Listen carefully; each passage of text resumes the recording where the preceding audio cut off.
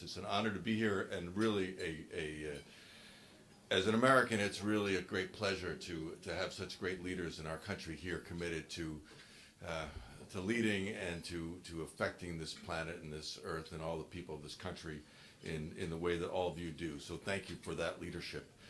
I want to just kind of cut to the chase, which is that today we've got 6.9 billion people on the planet Earth, and in 4 decades we're going to have 9.2 billion.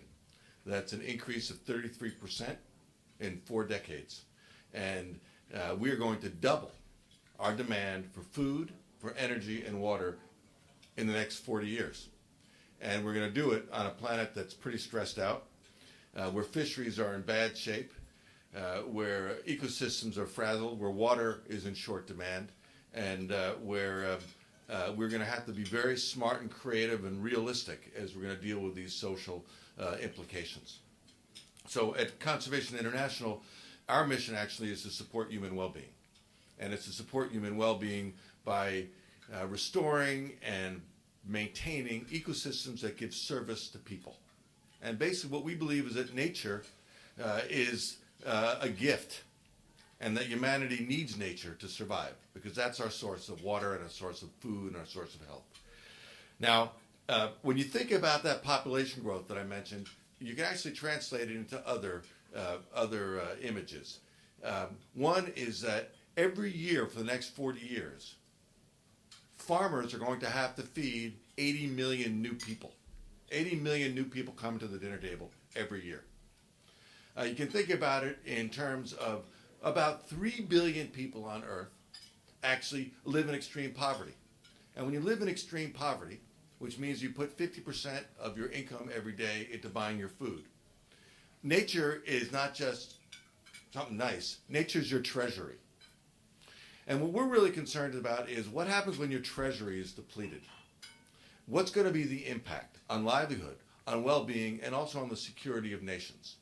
And so our focus as an organization has been, we got to find solutions. We have to find new answers, which is why we started CI, and why I'm very, very honored to have a board of directors that has leaders like Wes Bush on the board, and Wes chairs our Science and Knowledge Committee at CI, but also other leaders. Rob Walton chairs our executive committee. Harrison Ford is our vice chairman. There's a great gathering of able men and women from around the world really focusing on how do you find really smart solutions. We have worked with corporations for the entire history of the institution. And not only do we have great partnerships with Northrop Grumman, but also with Walmart and McDonald's and Monsanto and ExxonMobil and Chevron and mining companies, all trying to figure out, is there a different way to do our business? Because everything that those companies provide is essential, but can we be smarter? And that's really the challenge that we have to grapple with. And it's a challenge that everybody in this room has to grapple with, and it's a challenge that every nation has to grapple with. So, for example, with Northrop Grumman, what we are focusing on is, how do you actually measure?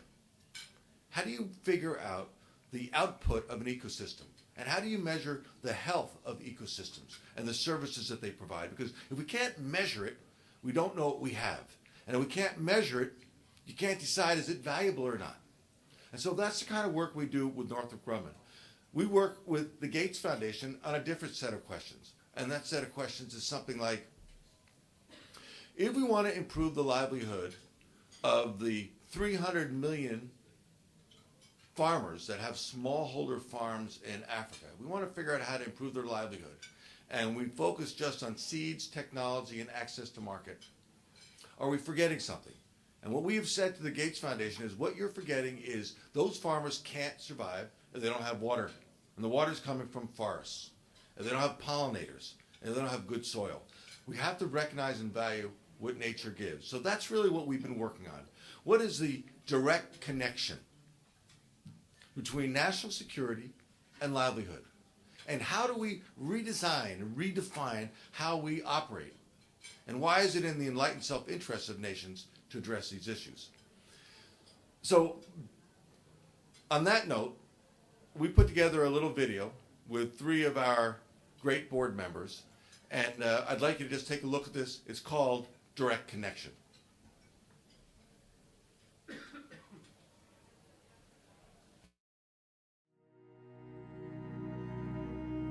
There is a direct connection between international conservation and America's economic and national security interests.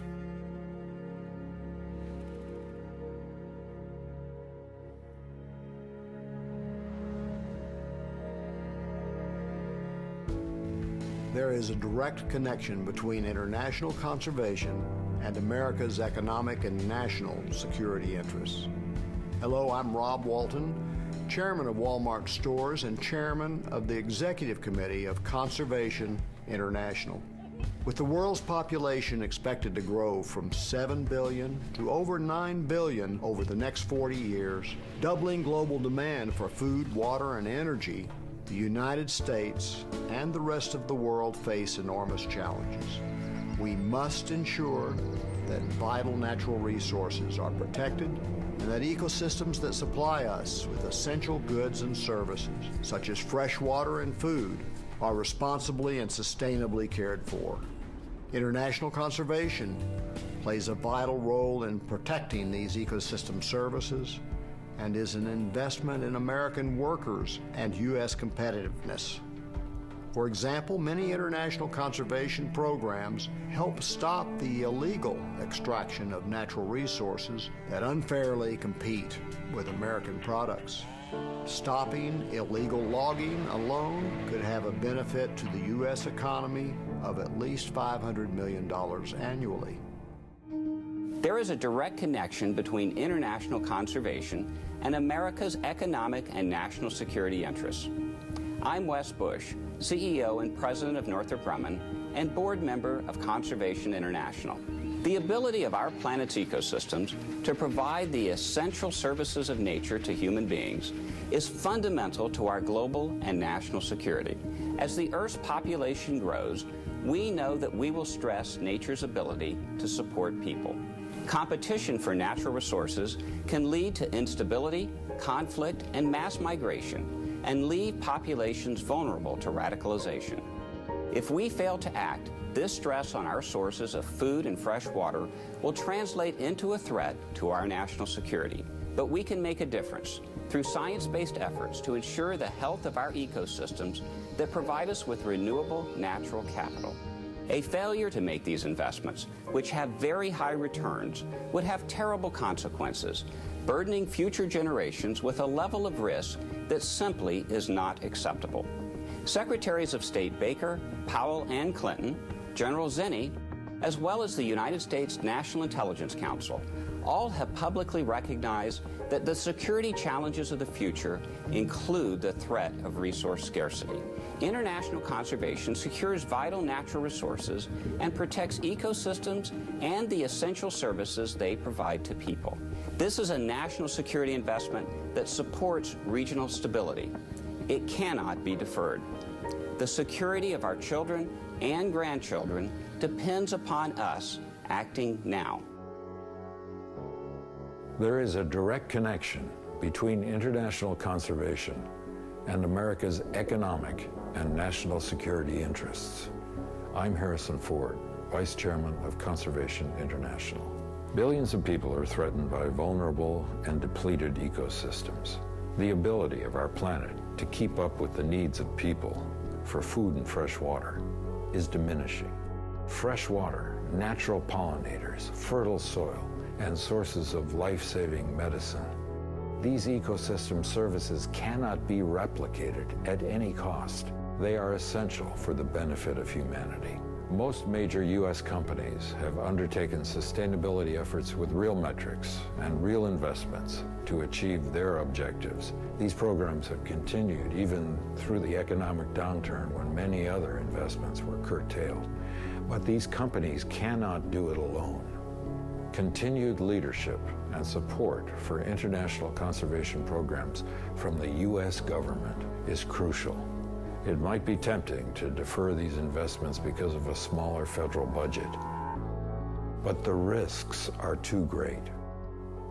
Protecting nature's assets is of strategic importance to our economy, our national security, our well-being.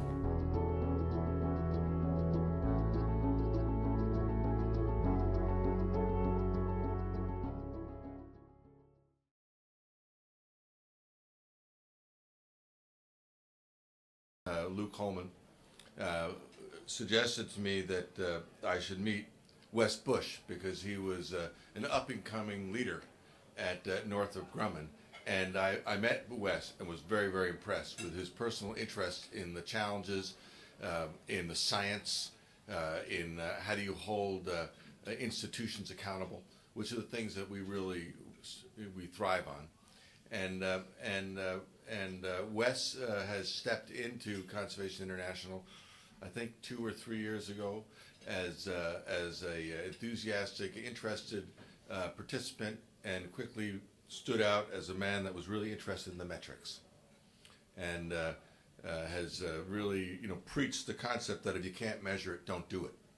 And that doesn't mean you don't do things. It means that you actually have to have the discipline of figuring out how to measure it before you undertake tasks.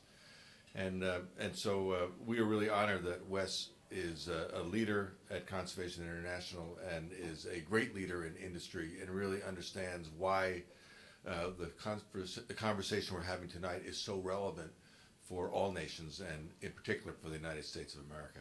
Wes, thank you.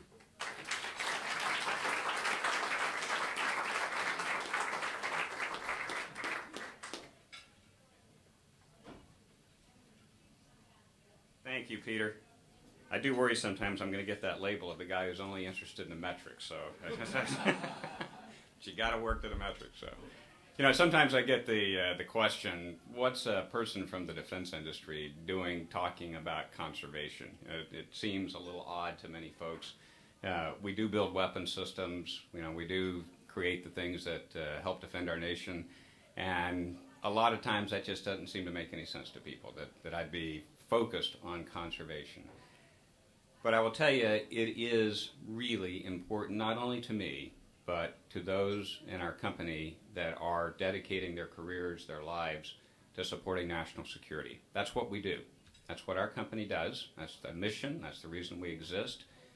We understand that, and it is really the center of the conversations that guide our thinking around the strategy of our company and what we're doing to play our role in our nation and from a global perspective in our international participation.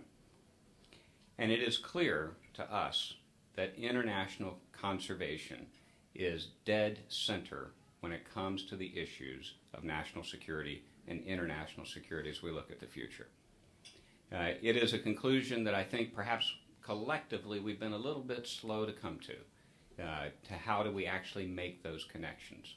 But it is a conclusion that I think is very well based. It's based on a lot of reason, it's based on a lot of science, and it's based on observation of what's actually happening in our world today. Peter gave the statistics a little while ago about the number of people around the globe today that live in poverty, the folks who are spending 50 to 70% of their incomes for food. And we know, and that's a big number, 3 billion, 2 billion to 3 billion, depending on how you want to count it. And no matter how you count it, that is a really big number. We know that represents an incredible source of potential instability as we look at the future. And we might want to say that's not our problem, but we know it is. And when you talk about that large a fraction of the globe being close to potential instability as we continue to place additional demands on the planet for natural resources, we know the issues of natural capital are going to translate directly into potential instability. And that instability will draw us in. It inevitably does.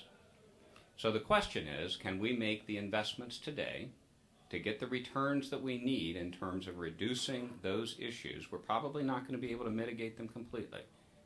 But can we reduce those issues so that as we look at our future, we're not talking about even bigger investments to deal with the problems that have been created?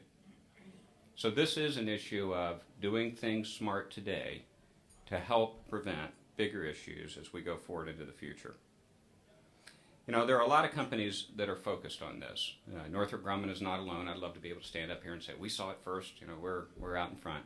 There are a lot of companies that are very, very focused on this because we recognize that it's key to the future. Much of that motivation is directly driven by the employees in these companies. And some find it interesting that a national security company like Northrop Grumman, which oftentimes has a fairly conservative lot when it comes to the type of employees who gravitates toward national security, a lot of folks find it interesting that we have that many people that are really into understanding and helping to promote international conservation. There's a reason for it. It's a pretty technical group of people. And they've been able to think through and understand the science implications, the economic implications, and of course the national security implications that go with it. So when I talk about Northrop Grumman being a supporter of this, it's not me or just the board of directors. It's our team. It's 75,000 employees across the country, about half of whom are scientists and engineers who get it. They understand it. They see what's going on around the world. We participate on an international basis. We are an international company. And we're there at all times when our customer, the Pentagon and the intelligence community, deploys to deal with issues. So we've had a chance to see what resource scarcity can do in places like Somalia and the Sudan. We can sit here and name a long list. And we can predict, based on that experience, that we're going to see some more of this. And this isn't a 50-year from now problem. We're going to be seeing these problems in this coming decade. So there is a direct link, there is a direct connection, and there is a lot of enthusiasm around getting on it and working on it now so that we can collectively make the investments that we need to make a difference for our future. We in particular support Conservation International and the focus that we've been talking about tonight because we're strong believers, and this is where that metrics thing comes back in. We are strong believers in making sure we can make the connections. We want to make sure that the investments that we make have a return. So, and I don't want to offend anybody by saying it this way, there's been a lot of environmental work that's been done for many years that I would say is largely emotionally driven, where people feel strongly about it because they feel a connection to the planet, they love nature, and they understand and feel that connection. And that's wonderful. That's great, and we should never detract from that. But that doesn't make the sell on why we have to do this. The sell is economically driven, it's based on science, and we have to connect those dots, and we can do it. And that's much of the work that Conservation International is doing. When we're talking about ecosystem sustainability, we're talking about the services that nature provides to human beings. Those services can be measured. They need to be measured. They're part of the economic infrastructure of our planet. And when you translate it into economics, and you understand that we're placing part of that economic infrastructure at risk over time, we all know that economic instability leads to political instability, leads to national security issues. So it keeps coming back together, just about every way you look at it. Conservation International in particular has been very effective in driving the science behind much of these conservation activities. And I give credit to the team for not only driving on the science, but also for embracing companies.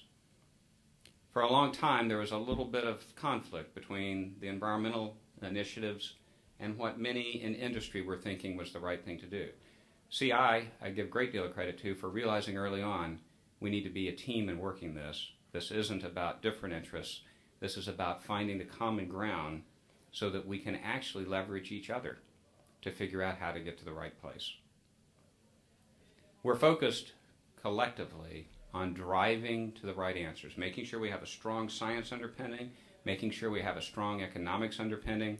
And those of you that have a science or economics background, I think would enjoy spending a little bit of time with the teams that are working on this.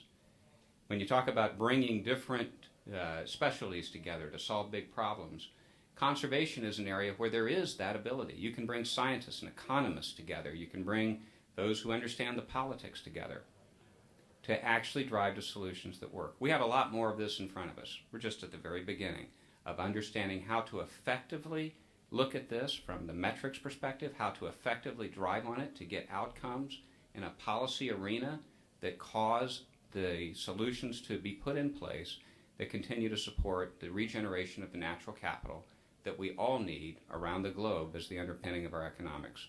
But we are working it. We're on it. We're beginning to make progress, but we're concerned.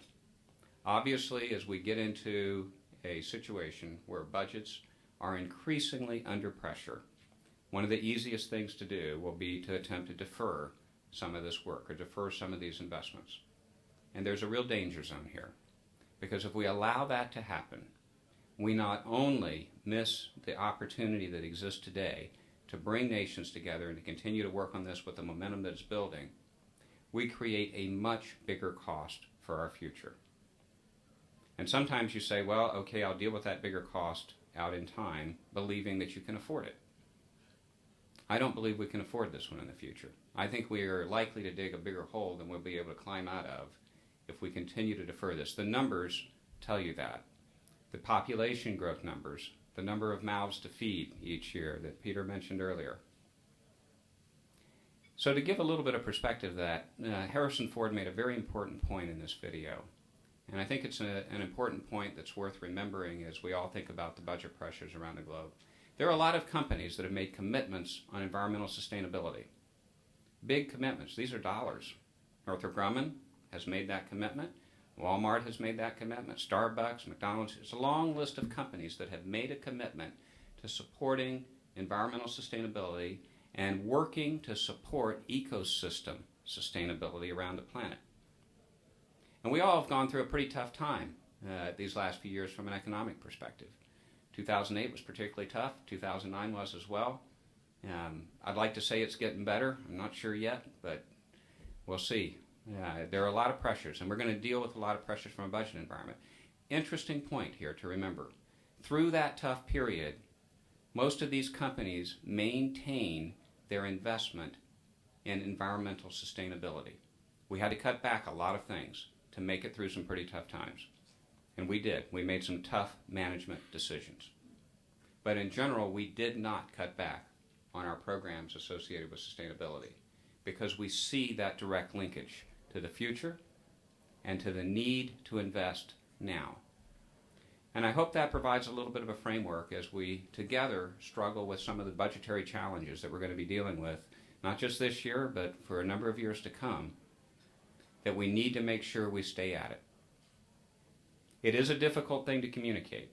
It's hard sometimes when you're dealing with the jobs issue or the economics issue to make that connection. But that's incumbent on all of us. That's the job of leadership, to stand up and help make that connection so that the importance of the investment can be understood, so that our children and grandchildren benefit from our leadership and our wisdom in doing the right thing when it comes to international conservation.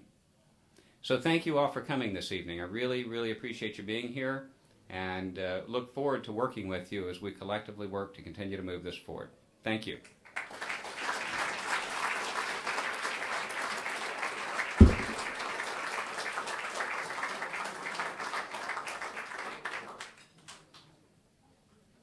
Thank you, Wes. Now I think a couple of our co-chairs, if any of them are left, I know Ed's over here. David, would you like to do an introduction of a couple of our co-chairs? I think it might just be Ed. I think Ben had to run out.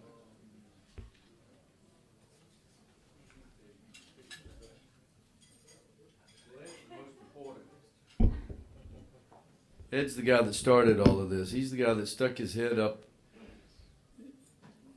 up in September, I think, of 2001 and said, let's start a caucus. I want to be the first co-chair.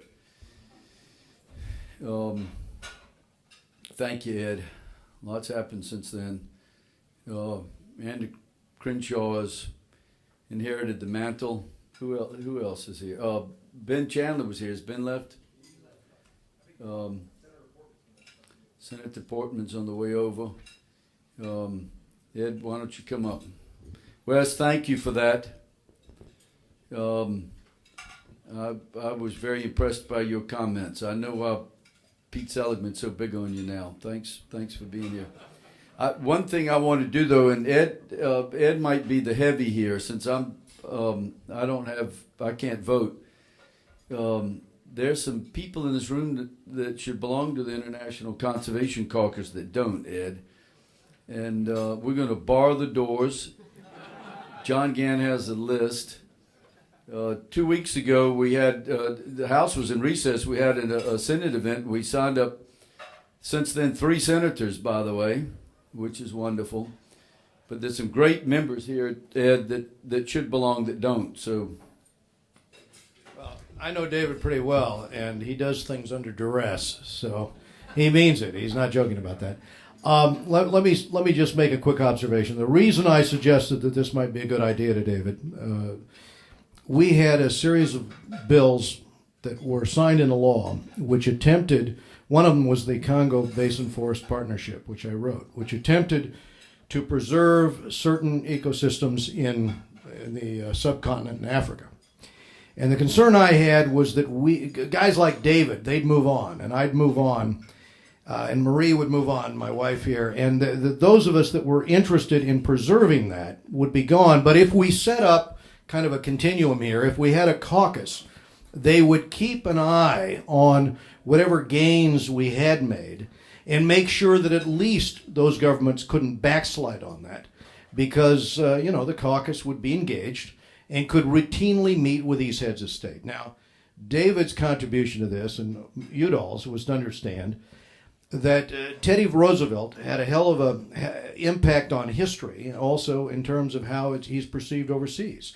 So if we bring foreign leaders here and we take them out to our national parks, as he does, the first thing they say is, hey, this is nothing compared to what we have in the developing world. Precisely. You can be Teddy Roosevelt back home. And so we began to develop a methodology.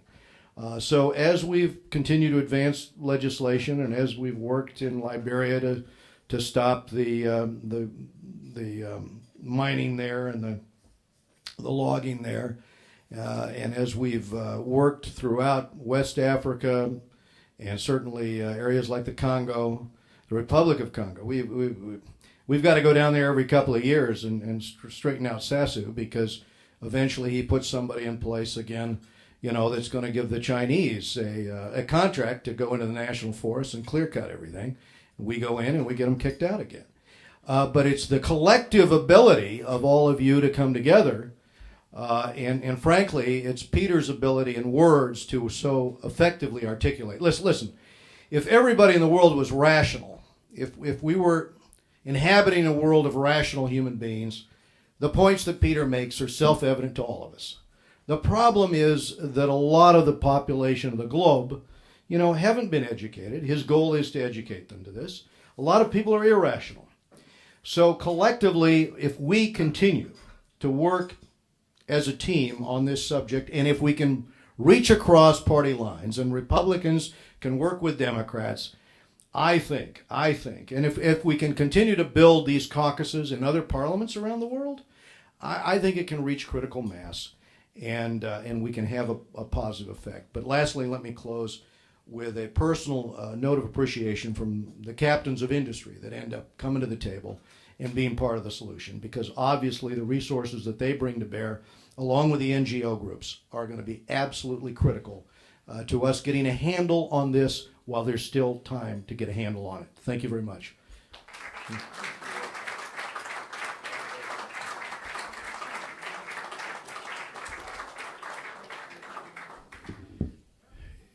We have, please, they're serving dessert, yes? The ice cream's melting. Don't everybody eat.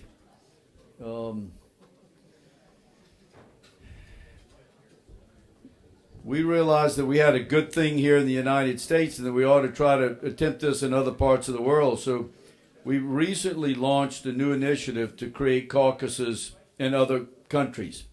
And we've approached a lot of countries whose ambassadors or ministers, heads of state, have agreed to work with us to do exactly this. And in the next few weeks, we will launch a major initiative to actually build substantial groups in parliaments. 37 countries have already agreed to join. The ambassador of Monaco is here tonight. The ambassador of Austria is here tonight. They've both joined.